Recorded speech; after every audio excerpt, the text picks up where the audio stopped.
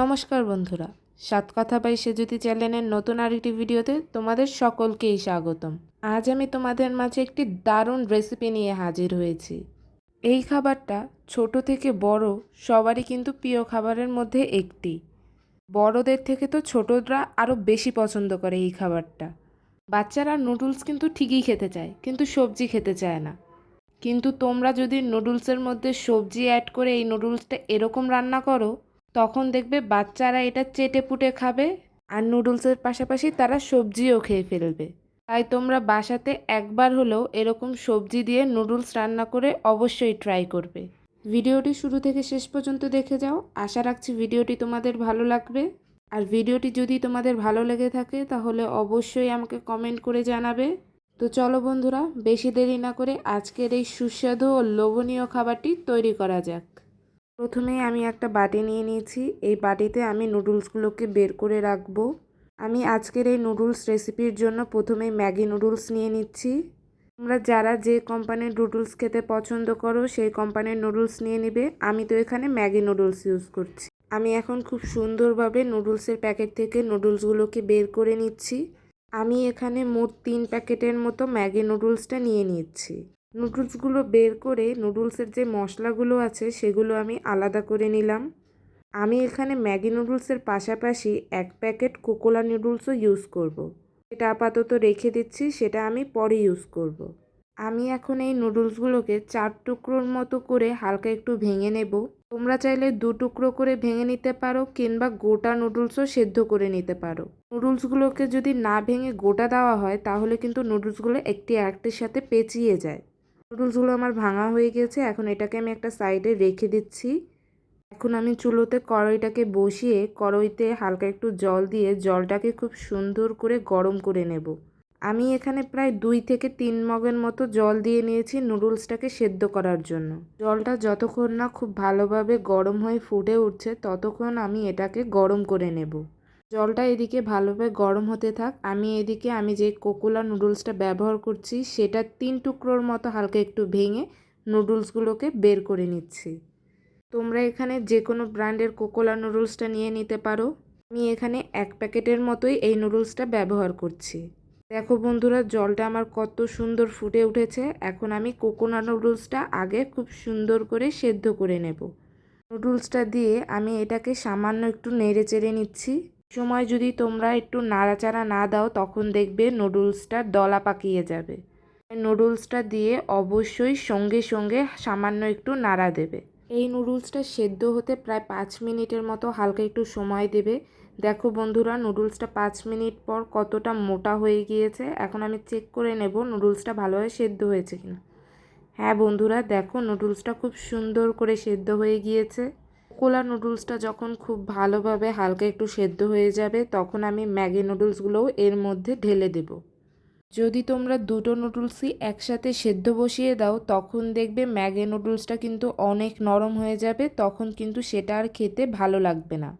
তাই আগে অবশ্যই কোকোনা নুডলসটা হালকা একটু সেদ্ধ করে নেবে, এবং যখন ওটা হালকা একটু সেদ্ধ হয়ে যাবে তখনই ম্যাগি নুডলসগুলোকে খুব ভালোভাবে সেদ্ধ করে নেবে।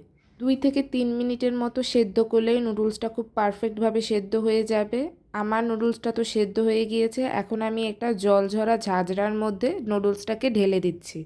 নুডলসটা ঢেলে নেওয়ার পর এতে আমি ঠান্ডা জল দিয়ে নুডলসটা সামান্য একটু হালকা একটু ধুয়ে নেব। কারণ গরম গরম যখন নুডলসটা থাকবে তখন কিন্তু এটা একটার সাথে একটা লেগে যাওয়ার সম্ভাবনা থাকবে।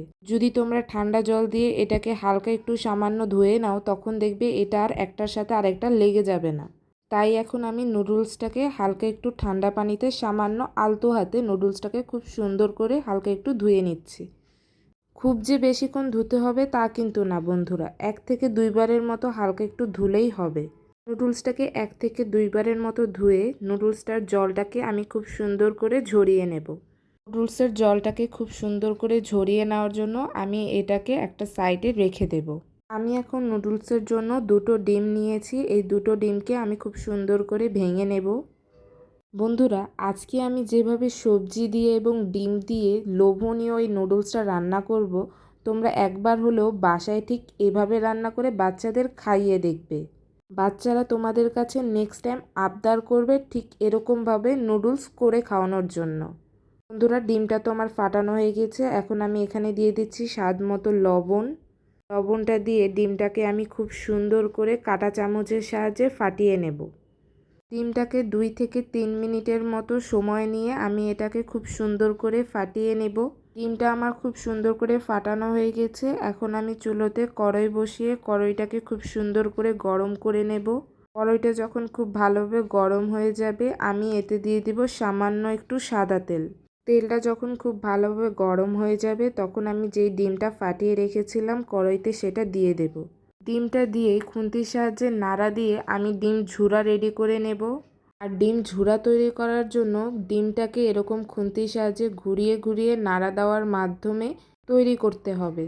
দেখো বন্ধুরা, আমি কত সুন্দর করে ডিম ঝুরা রেডি করে নিয়েছি। এখন আমি এই ডিমগুলোকে খুন্তির সাহায্যে নাড়া দেওয়ার মাধ্যমে ছোট ছোট টুকরো করে ফেলবো। ডিমগুলো যখন ছোট ছোট টুকরো হয়ে যাবে তখনই আমার ডিম ঝুরা রেডি হয়ে যাবে।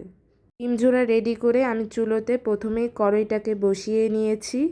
কড়াইটা আমার খুব ভালোভাবে গরম হয়ে গিয়েছে। এখন আমি এতে দিয়ে দেব সাদা তেল। তেলটা খুব ভালোভাবে গরম হয়ে গেলে কুচো করে কেটে রাখা পেঁয়াজটা আমি এর মধ্যে দিয়ে দিচ্ছি। পেঁয়াজটাকে এখন আমি সামান্য একটু বাদামি করে হালকা ভেজে নেব। যে কোনো রান্নায় পেঁয়াজটাকে যদি হালকা একটু বাদামি করে ভেজে নেওয়া যায় তাহলেই সেই রান্নাটা থেকে পেঁয়াজের ফ্লেভার কিন্তু খুব ভালো আসে। পেঁয়াজটা আমার 2 থেকে 3 মিনিটের মতো হালকা একটু ভাজা হয়ে গিয়েছে। এর মধ্য দিয়ে পেঁয়াজ ভাজাটা কিন্তু আমার রেডি হয়ে গিয়েছে। এখন দেখো আজকের এই নুডলসে আমি কি কি সবজি ব্যবহার করব। আমি দিচ্ছি আলু, গাজর, সিম, বাঁধাকপি। আমি প্রথমেই পেঁয়াজের মধ্যে আলুটাকে সামান্য হালকা একটু ভেজে নেব। আলু দিয়ে আমি এখানে দিয়েছি গোল গোল করে কেটে রাখা কয়েকটা কাঁচামরিচ। এখন আমি পেঁয়াজের সাথে আলুটাকেও হালকা একটু ভেজে নেব। নুডলস রান্না করার আগে আলুটাকে যদি হালকা একটু ভেজে নেওয়া যায় সেই নুডলস থেকে আলু ভাজার ফ্লেভারটা কিন্তু খুবই ভালো আসে আর সেটা কিন্তু খেতেও খুবই দারুণ লাগে। পেঁয়াজের সাথে আলুটা প্রায় 5 মিনিটের মতো হালকা একটু ভেজে নেওয়ার পর আমি এখানে দিয়ে দিব সিম। আমি কিন্তু সিমগুলোকে খুব ছোট ছোট করে কেটে নিয়েছি। এখন আলুর সাথেও সিমটাকে আমি 2 মিনিটের মতো হালকা একটু ভেজে নেব। সিমটা সেদ্ধ হতে একটু বেশিই সময় লাগে, তাই তোমরা সবজি দিয়ে যখন নুডলস রান্না করবে আর সেখানে সিম ইউজ করবে তখন অবশ্যই ট্রাই করবে সিমটাকে আগে দেওয়ার। এখন আমি এখানে দিয়েছি পরিমাণ মতো লবণ। এই লবণটা কিন্তু আমি যে সকল সবজি ব্যবহার করব সেই অনুযায়ী এই লবণটাকে আমি দিয়ে নিয়েছি। লবণের পর আমি এখানে দিচ্ছি সামান্য একটু হলুদ গুঁড়ো। হলুদের পর আমি এখানে দিয়ে দিচ্ছি আধা চামচের চেয়েও অল্প একটু মরিচের গুঁড়ো। এর ফলে নুডলসটা একটু ঝাল ঝাল হবে খেতে। যে যেরকম ঝাল খেতে পছন্দ করো সেই অনুযায়ী তোমরা কিন্তু মরিচটা দিয়ে নেবে। এখন এই সব মশলাগুলোর সাথে আমি সবজিটাকে খুব সুন্দর করে মিশিয়ে নিচ্ছি। এই সিম ও আলুটাকে এখন আমি হালকা একটু ভাজা ভাজা করে নেব। এই সবজিগুলোকে আমি প্রায় 5 থেকে 6 মিনিটের মতো হালকা একটু ভেজে নেওয়ার জন্য এটাকে খুব সুন্দর করে ঢেকে দিচ্ছি। আমি 5 থেকে 6 মিনিটের মতো ঢেকে দিয়েছিলাম। তো চলো বন্ধুরা, দেখো সবজিগুলো কত সুন্দর করে ভাজা হয়ে গিয়েছে এবং সবজিগুলো কিন্তু খুবই নরম হয়ে গিয়েছে। এখন আমি এখানে দিয়ে দিচ্ছি 1 কাপের মতো সয়া সস। সয়া সসের পর আমি টুকরো টুকরো করে টমেটো কেটে রেখেছিলাম সেটা এখন এর মধ্যে দিয়ে দিচ্ছি। নুডলস রান্না করার সময় টমেটোটা কিন্তু আমি সবসময় ব্যবহার করি। আমার মতো তোমরাও কারা কারা এটা ব্যবহার করো সেটা কিন্তু আমাকে কমেন্টের মাধ্যমে লিখে জানাবে। টমেটোটাকে সবজির সাথে খুব সুন্দর করে মিশিয়ে নেব। টমেটোটা সবজির সাথে খুব সুন্দর করে মেশানো হয়ে গেলে আমি আগে থেকে ডিমের যে ঝুড়িটা রেডি করে রেখেছিলাম সেটা এখন এর মধ্যে দিয়ে দেব। ডিমের ঝুড়িগুলোকে এখন আমি সবজির সাথে খুব সুন্দর করে মিশিয়ে নেব। আর বন্ধুরা, আমার চ্যানেলে কিন্তু তোমরা নুডলসের পাশাপাশি আরও দুর্দান্ত সকল রেসিপি পেয়ে যাবে। সকল রেসিপির পাশাপাশি আরও দুর্দান্ত রেসিপি পাওয়ার জন্য কিন্তু অবশ্যই আমার চ্যানেলটিকে সাবস্ক্রাইব করে নিতে হবে। আমার চ্যানেলটি যদি তোমরা সাবস্ক্রাইব করে রাখো তাহলে আমি যখনই তোমাদের মাঝে নতুন কোনো রেসিপি শেয়ার করব তার নোটিফিকেশন কিন্তু সবার প্রথমে তোমার ফোনেই যাবে। তাই বন্ধুরা, শীঘ্রই আমার চ্যানেলটিকে তোমরা সাবস্ক্রাইব করে ফেলো। আমার কাছে সবজির কালারটা তো খুব সুন্দর লাগছে, তোমাদের কাছেও সেটা কেমন লাগছে অবশ্যই আমাকে কমেন্টের মাধ্যমে জানাবে। এখন আমি এই সবজিগুলোর উপর দিয়ে সেদ্ধ করা নুডলসটাকে খুব সুন্দর করে ছড়িয়ে ছড়িয়ে দিয়ে দেব। সময়টা তোমরা অবশ্যই চেষ্টা করবে নুডলসটাকে খুব সুন্দর করে ছড়িয়ে ছড়িয়ে দেওয়ার জন্য। নুডলসটা দেওয়া হয়ে গিয়েছে, এখন আমি সবজির সাথে নুডলসটাকে খুব সুন্দর করে মিক্সড করে নেব। এই সময় চুলার আঁচটাকে তোমরা কিন্তু খুবই স্লো রাখবে, কারণ এই সময় তোমাদের চুলার আঁচ যদি খুব হাই থাকে তাহলে কিন্তু নিচে পোড়া লাগে যাওয়ার সম্ভাবনা থাকবে। এখন আমি খুবই ধৈর্য সহকারে ধীরে ধীরে নুডলসের সাথে সবজিটাকে খুব ভালো করে মিশিয়ে নিচ্ছি। সবজির সাথে নুডলসগুলো মেশানোর সাথে সাথে নুডলসের যে মশলাগুলো থাকে সেই মশলাগুলো আমি খুব সুন্দর করে ছড়িয়ে ছড়িয়ে দিয়ে দেব।